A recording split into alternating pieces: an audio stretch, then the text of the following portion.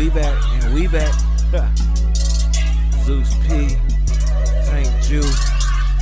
Let the light in, man. It's the 2-hour lunch break, dog. I'm locked in. So turn your speakers up a notch and grab the white gin. And when I'm on the road to the office or the crib, it's Big Zeus, Ain't Jew, the ones I wanna hear. This is that 2-hour lunch break live from Lady Bird J. Late. Coming to you live, putting on for the This is that 2-hour lunch break live from Lady Bird J. Late. And it's coming home to Texas. It's coming home all the way to Austin, Texas, baby. Welcome back to the 2-Hour Lunch Break podcast, recorded right here at Dollar Studios, and a podcast for Austin, from Austin. And today we got a very special guest with us. He's a true pioneer in the craft brew industry and a voice for diversity, equity, and inclusion in the space. You might know him as a Brew Brotha. We got the homie Shannon Harris. Shannon has not only made waves as a skilled brewer and educator, but has also been an advocate for representation in the beer world, working to break barriers and open doors for more people of color in the craft brewing community. His passion for both the craft and the culture has earned him recognition far beyond Austin. We're excited to dive into his journey, his impact, and of course, talk about the future of beer and community. Shannon, man, welcome to the show, homie. How are you doing? Man, I'm doing great. I'm truly blessed to finally be a true guest on this show. Yes, I definitely follow it, love what y'all doing. So, man, Yes, hopefully sir. we can get some good messages out there today. Gotcha, man. So, man, starting off, man, once again, I want to say, I know I said it off air, but, thank you for, taking time out of your busy schedule to, pull up to the show. I know you a man of, you got a lot of pots on the stove. Man, so let's go ahead and dive right into it, man. Let's talk about your background. Off air, I know we talked about it. I previously thought you were a strictly Cali dude, but you got different oranges, man. Talk about that experience a little bit. Oh, man, I definitely been all over, man. I'm the oldest of 5 kids from a single mom, but, man, I'm from Louisiana, New Orleans. Okay. I lived in Vegas. That's where I went to school a little bit, high school and college. I lived in Cali, LA for a while. Super proud of it. I know a lot of people usually see me with the LA hat, right. but I rock it in 3 different ways. With the LA hat, which is why I love the upside down logo, is it represents Louisiana, LA, but then also Las Vegas as well too. So it just get all the areas that I really planted roots at around this country. Okay, Yeah. So I kind of building off that. I know you've been, a little bit of everywhere, right? So during that journey to all these different places, where along that journey, was the seed planted, hey, I think I need to go ahead and get in the brewing and beer. How did that start? Man, it's really crazy how I really got into craft beer. I used to hate beer. Okay. I absolutely hated it. Thought it tastes horrible, smelled bad. But it all came down, man. I used to really be big on Yelp way back in the day, Okay. like 2012, 2013, Gotcha. and became, one of the elite Yelpers. Right, Got yeah. Remember those days? Man, I went to a little event and it was a craft beer event. Okay. And I'm going in there, and at this time I was dabbling a little bit. I was drinking like MGDs and Coors Light every now and then. Yeah. And they had all these craft beers, and I was like, where's the Coors and where's the Bud Light? And the homie, go back way back to then, this is how me and him actually met. He was like, man, what you mean you want some Coors Light? And he's like, you ain't never had no craft beer? And I was like, nah. Yeah. And then that night he was like, man, I live right across the street. If you want to come over to the crib, I'm about to host a bottle share. Okay. And I'm about to pop a whole bunch of beers. And mind you, I didn't know this man at all. I mean, Right. he could have been Jeffrey Dahmer or something. Yeah. But I went right across the street to his place, dabbled up, and it was a bunch of white dudes. I was the only black dude, and they started, drinking all these beers and handing them to me, and I started to really grow and like them. And then that night, they was like, dapping me up, saying, man, it's nice to meet you, be friends. All right, we'll see you next time, Brew Brotha. Yeah. And then that's when Brew Brotha came out of that, and I started an Instagram where I just started showcasing all of the craft beers I was drinking. And from there, man, social media blew up like crazy for me, and started drinking beer. Okay. Since then. Okay. So kind of piggybacking off that moment. So for the lack of a better term, you kind of got put on the craft beer a little bit, right? Oh, yeah, I was definitely put on. Related to that, are there any mentors, even inside the craft and brewery, or even outside, that kind of shaped your approach to crafting and just beer, in total? It's so many cool, dope people in this industry, from brewers to brewery owners to even just consumers like us that just drink it every day. Right. Man, I got to give a big shout out to my homie John Wakefield. He used to own J. Wakefield Brewing in Miami. It's closed. He's doing a new venture now, but man, he was one of the ones that kind of opened up the doors for me to like really want to start brewing beer and understand the business aspect of it. JC from Trillium has always been in my corner there up in Massachusetts. Man, he's been really, really great. Henry with Monkish back in LA has been cool. But when it really comes down to like motivation for people of color about this, man, there's some dope people out there, man. Garrett Oliver from Brooklyn Brewing, he's been one of the most profound black brewers since the 90s. I mean, he's still doing it to this day. Very dapper dude, too, when you check out his swag. My homeboy, T.O. Hunter, who owns Crowns and Hops back in California. Okay. He and Benny Ashburn, man, they're doing a great thing with that brewery, getting that launched off the ground. And then big shout out to the homie Marcus Baskerville. You know, he started the Black is Beautiful movement when it came to craft beer. Yeah, so he's doing his thing. And now he's up in Dallas, Fort Worth, Frisco area, about to do some new beer things out there. But seeing brothers of those caliber get things from a home brewer or a dream and turn it into something really good, it helps me want to pave the way for the future that comes after me. Got it. Okay. So, man, let's talk about your move from Cali to Texas, right? Man, what pulled you towards Austin, and you know, what was it like for that transition, like personally and professionally? Man, you know, I didn't even want to come to Austin. Okay. Portland, Oregon was where I wanted to be at. Okay. And I know I dodged a bullet because it's wild. We do out love there Portland. right now. Wifey loves Portland. Yeah, on screen. Portland dope. And then also I wanted to expat. At the time when I moved here, I was married. Okay. And my ex was from Italian descent and had a lot of family in Italy and Germany. We traveled over there so much that I really, really wanted to be there, like just uproot my life.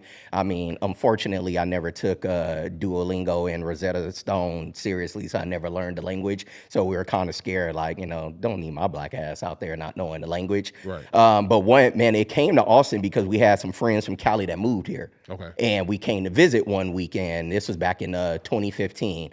Absolutely fell in love with the city that weekend to the point that I went back to LA. It was like, you know what, I miss Austin. I really want to go back there.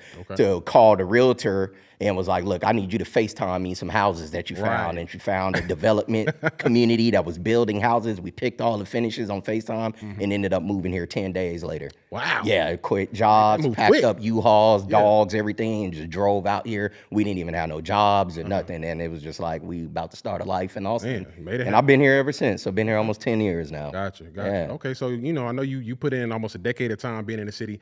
So you got a chance to kind of compare the different, you know, the Austin beer scene and the LA beer scene. What are kind of some differences you've noticed between the two? Oh, it's night and day. Okay. Now, Austin is definitely have improved. So that was one of the reasons why I really, really got into home brewing when I first moved here. Okay. I was doing it a little bit in LA, but I really did it here because when I moved here, I was not a fan of the craft beer.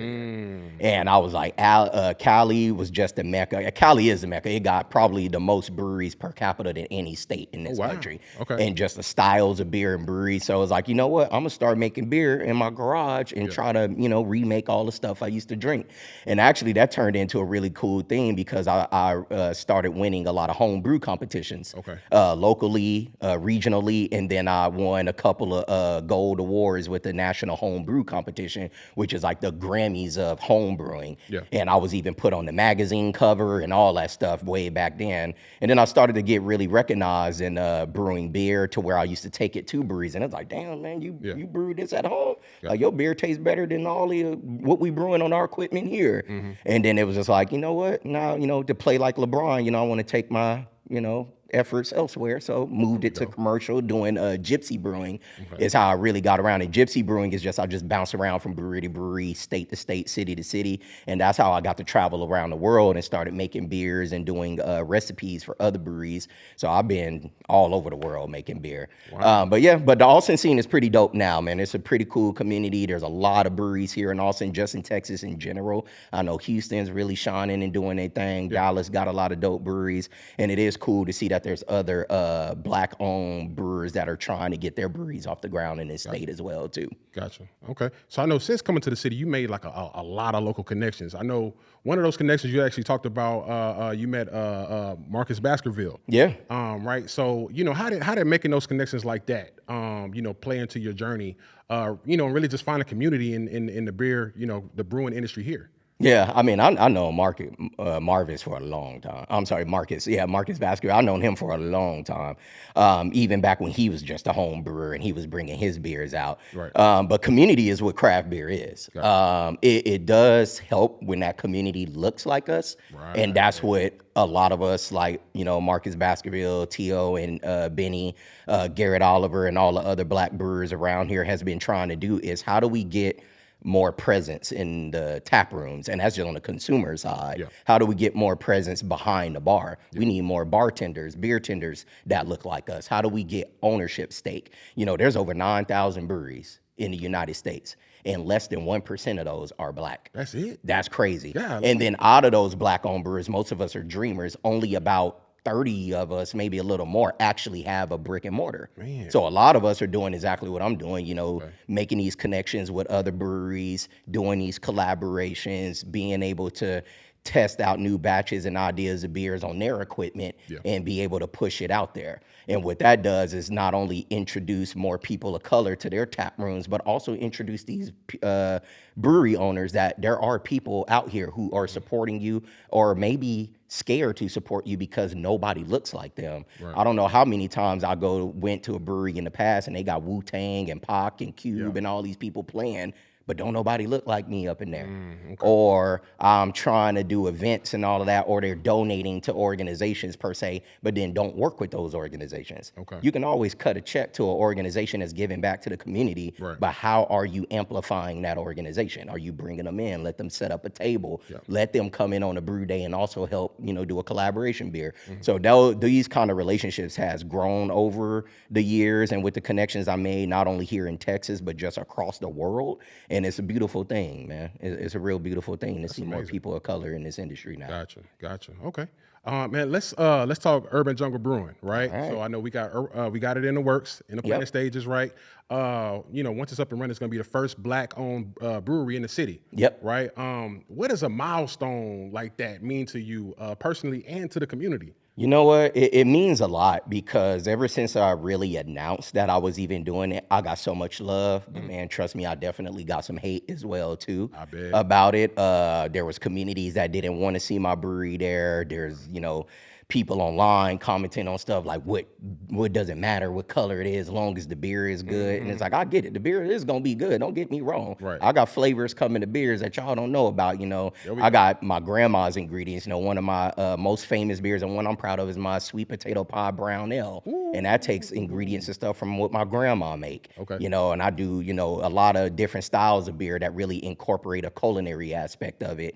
But which is why I'm trying to do the brewery, the coffee house, and the lounge, because I also want it to be like an incubation brewery. I wanted to be able to teach kids about gardening, a little bit, and invite the Youth Harvest Foundation that's here in Austin, have them come teach some things. I want to have musical acts. There's a lot of opportunity in people of color that's doing music but don't really have the platforms of where to perform. So I want to have a stage in there and have local artists of color to come perform. I want to open it up to other people that's coming behind me, because I ain't gonna be brewing forever.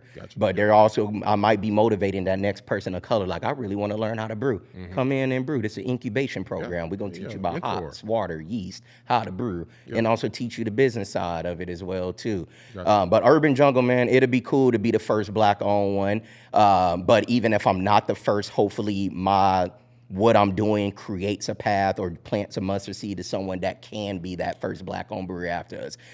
In the state of Texas, I think there's only like 3 black-owned breweries and maybe 3 or 4 black brewers. So it's like, let's amplify it and get it up a little bit more. So I think if I can set that tone in one of the most popping cities in the state, then let me do that. Gotcha.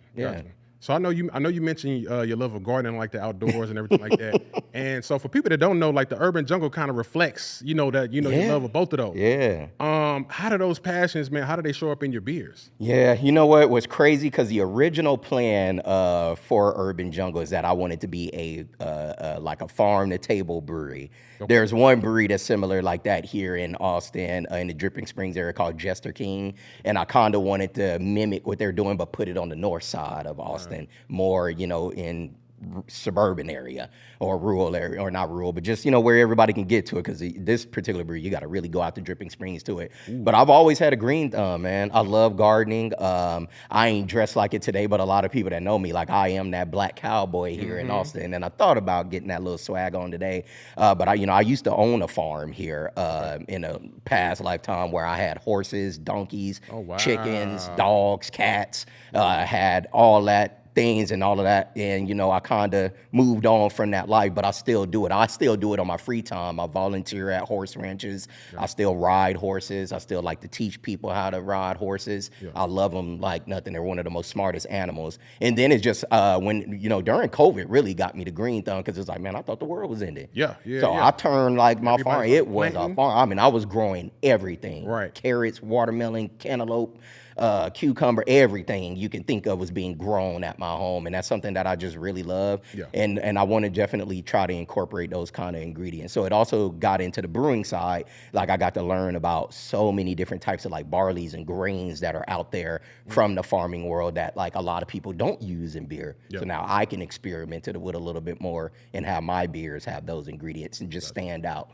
a little bit differently than other breweries. Okay. Yeah. Okay. So I know, starting off a brewery, it's a task in and of itself, right?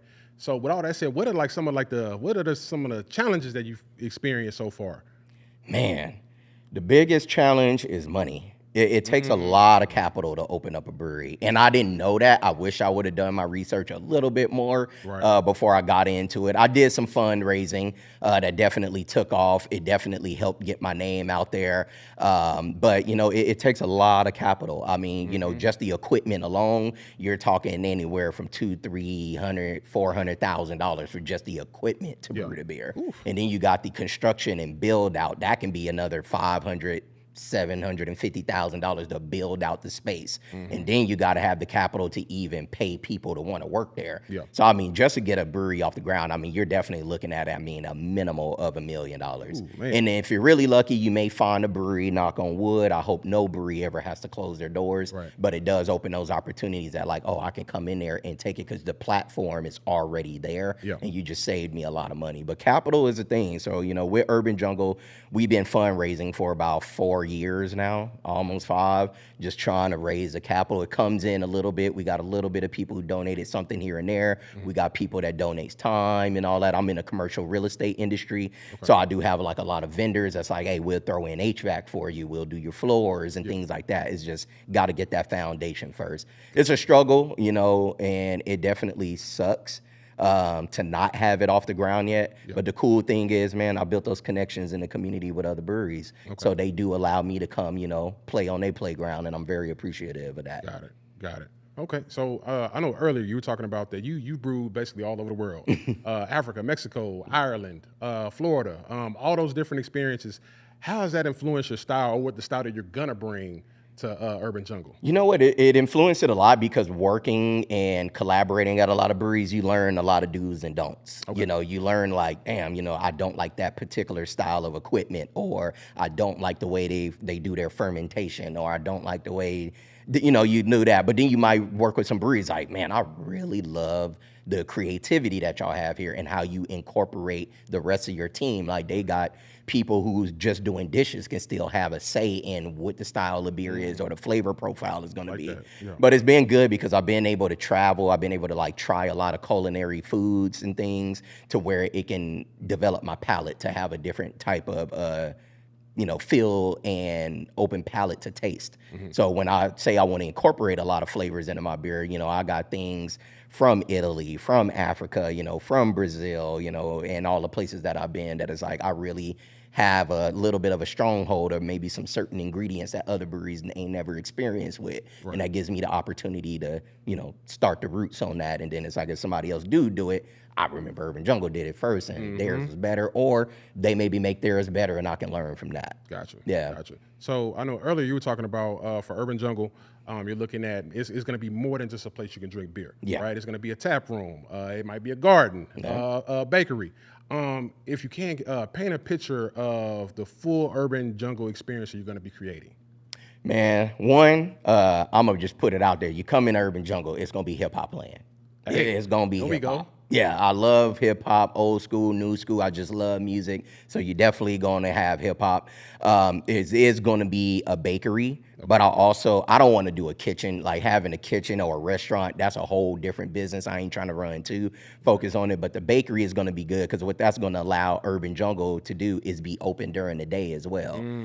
So I want people to be able to come get coffee, come get some baked goods in the morning if you're just dropping your kids off at school, but also have a place to work, in the morning, and then when it's time for lunch break and happy hour, you could turn up. But I also just want it to be a place where Black people or other people of color just feel a lot more comfortable. Gotcha. I've been doing a lot of collaborative beers, and I do big releases around the beers that I make, and then you see those walks of life come in. They be like, man, I've never tried beer, but I drive by this brewery every day, and it's just so cool that, like, I don't even like beer, but this is really good. Well, I want you to have that safe space to where you can come in. I want people to be able to, imitate Rich's art gallery, and have that in there. You want to do some poetry and some art? Let's collaborate with Rich's and get them out there. Collaborate with Dawa. We want to do some, some event hosting and fundraising and all that. Come make it a mobile podcast where y'all can set up shop right in the middle of the tap room. There we go. But I just want it to be a community-inspired place to where people not only drink the beer,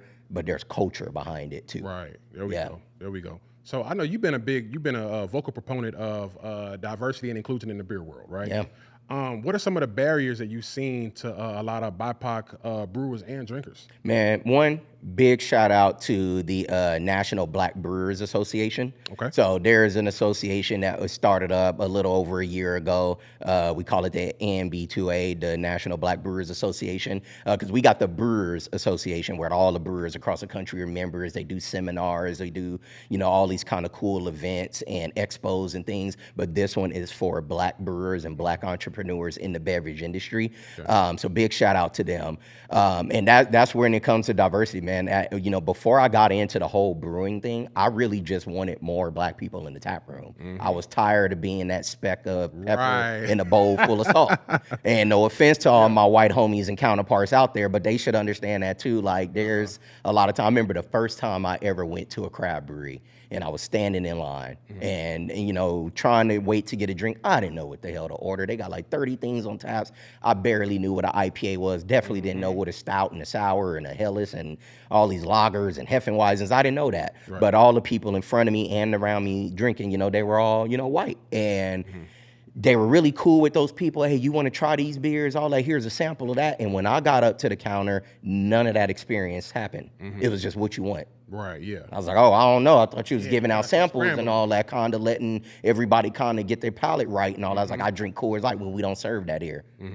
I mean, you got anything similar? I don't know, man. You got to pick something, man. We got a lot of people behind you. And I hated that. And I really hated breweries. But then the more I got to go to them, I noticed that there's a lot of breweries out here and brewery owners that's really about the people. And then there's some that really just don't care. And that's just, lack of education of community and diversity. So it really came down to where I started, hosting a lot of events. I started speaking. I started volunteering at breweries and stuff as well, just so they can just have a face, or just meeting with brewery owners. Like, this is how you can target people in your community, especially breweries that opens up in colorful neighborhoods. And then it's like, whether it's gentrification or you just found a spot that was cheap for you, you came in here, but you ain't supporting anybody around here. Exactly. So let's do that. So it's really big to me with the DEI, not only just diversity in the tap rooms where it comes to consumers, brewery ownership, brewers and all that, but equity, because that's where it comes to brewery ownership. Start getting educational purposes out there for people to get partnerships and understand the business of it. And just the inclusivity, man. Just include us in things. Don't name a beer after a Wu-Tang lyric. when you don't know nothing about it, or you don't have nobody in the culture around you to kind of guide it. Now you're just being pretentious and feeding off our culture. Exactly. Yeah. There we go. There we go. So switching gears, man. Let's talk about the As One project you co-created. Yeah. Man. How does talk about As One, and how does it aim at creating more welcoming spaces for underrepresented groups in craft beer? Yeah, so As One is pretty much an extension from what Black is Beautiful was. Marcus Baskerville started Black is Beautiful. It went across the country. It went global. I think over like 9,000 breweries over the world has brewed a version of Black is Beautiful. Yeah. And then, that all came about when George Floyd died. That's when he actually threw it out there. Right. And then, COVID, social injustice around Black people and, brutality from police and all that kind of died down until the next event happened. But Black is Beautiful kind of, phased out as, time went on and Marcus decided to do other avenues in beer. And it was like, how do we keep that going? Yep. But, Black is still beautiful, but there's still other people in the community that are not represented well. How do we come as one, as a community, Gotcha. But also include our white counterparts as well? Right. So that's what As One is. So every As One beer is a different flavor of beer, different style, but we always donate a portion, if not all, the proceeds to a organization that's in the BIPOC community that's looking to enhance BIPOC communities. So we've donated to a lot of different organizations here in Austin. We donated to organizations that are national and all of that. So it means a lot to me to be able to do that because, again, at the end of the day, I want Urban Jungle to get off the ground. I want that to be my brewery. Yep. I want it to be a safe space for people that wants to get to know beer or people that look like me that wants more involvement in beer. But what means more to me is my community. I want to see people eat. I want to see people strive. And if I can donate a little something from this beer, do that, but also come out and kick it and have a party with it. Yep. But that's something that I started with the homie Marvis Dixon, that a lot of people may know as the middleman in ATX. There we go. But we making it right now, and it's been really, really successful over the last 2 years. Gotcha. There we go. So I'm curious about your opinion on this. I know you're working on Urban Jungle, right? But what do you think existing breweries and beer lovers, how can they be active participants in making the industry more inclusive? Beer lovers, go drink beer.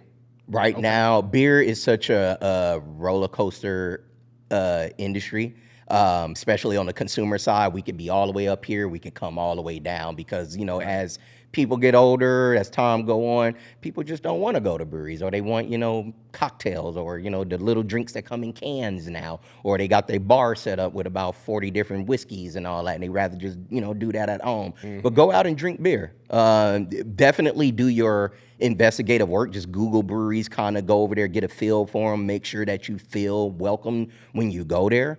And same thing with brewery owners, like welcome the community. Yeah. Like when you do events, post out flyers, get social media out, reach out to organizations that's taking care of the community and see, hey, man, we got an event coming out. We would just love to see if y'all want to do a little pop-up table, a little market thing. Just come set up and kind of speak about what you got. If y'all got some flyers that we can put on the counter, do that. And then go out there and put boots on the ground, man. The same way that we advocating for equality and out that, if you really stand with us, we want you right there locked in arms with us. So, yeah, it's just out there just being in the face of it. I know it's scary. A lot of people don't drink beer, but I tell a lot of people, you just ain't found the beer you liked yet. There we go. So definitely go out there and try it. You will find something that you like, and then that's gonna be your brewery the way to kick it at. Gotcha. Yeah. I like that. Man, so let's talk the future, right? So I know we're working on Urban Jungle.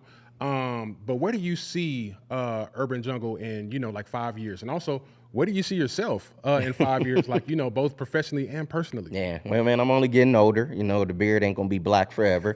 But with Urban Jungle, man, I hope that in 5 years, the brewery is actually here, it's thriving, it's popping. We got more than one location around town and all of that. But if not, I also see Urban Jungle as just like consulting.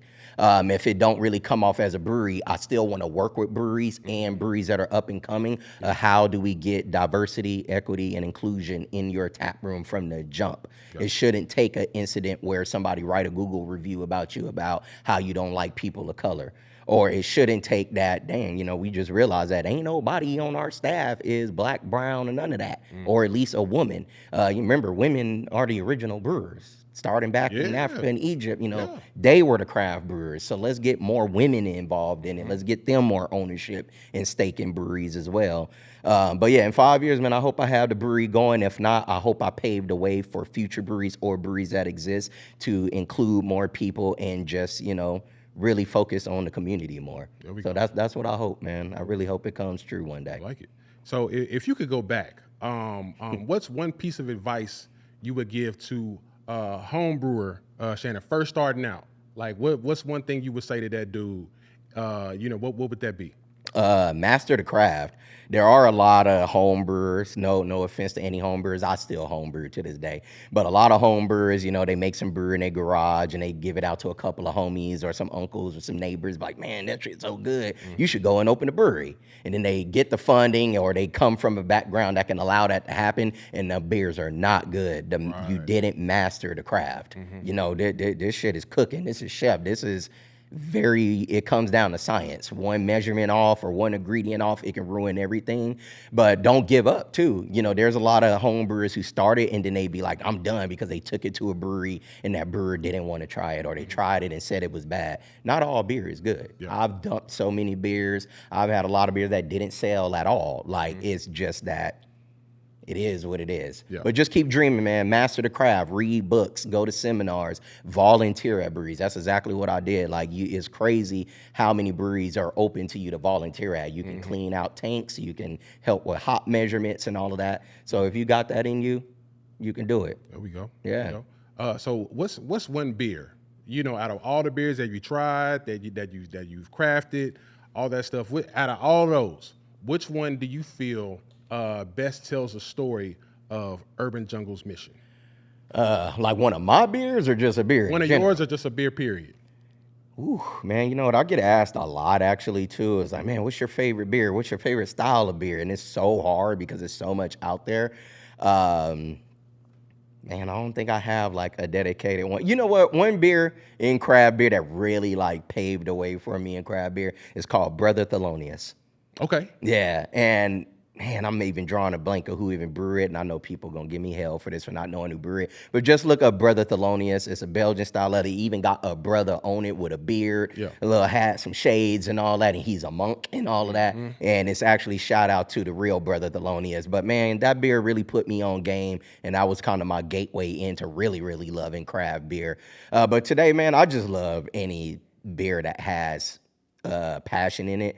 Especially if it comes from somebody of color. I'm really like, oh man, let me see what you whipping up and what you doing and see how you love it. But I mean, yeah, I don't have a very a good one that I can say is my go-to because I drink everything. But my favorite style, I love fruited sour beers. Okay. I love it. I also tell a lot of women because they be like, I don't like beer, but they drink wine or they like, coolers and seltzers. Get you a fruited sour. I think you'll really like those a lot. I do like really clean beers. I'm a lager boy. I'm a lager boy. Anything lager that's 4% ABV lower, the less ingredients, the better. Yeah. I would crush those all day. So those are my favorite styles of beer for sure. Gotcha. Yeah. Gotcha. Okay. So final question of the night before we wrap up. Okay. Right. So and we hit all our guests with the same question. You got a chance to be on the show. You got a chance to chop it up, talk about Urban Jungle, call some vibes, everything like that. Yeah. With that said, who do you think will be a good guest for the podcast in the future? Now, before you answer, this has to be somebody in your phone and your contacts. You can hit up or you can text, be like, hey, I just chopped it up with the 2 hour lunch break, man. Y'all got to go pull up, holla at them. Who would that person or people be?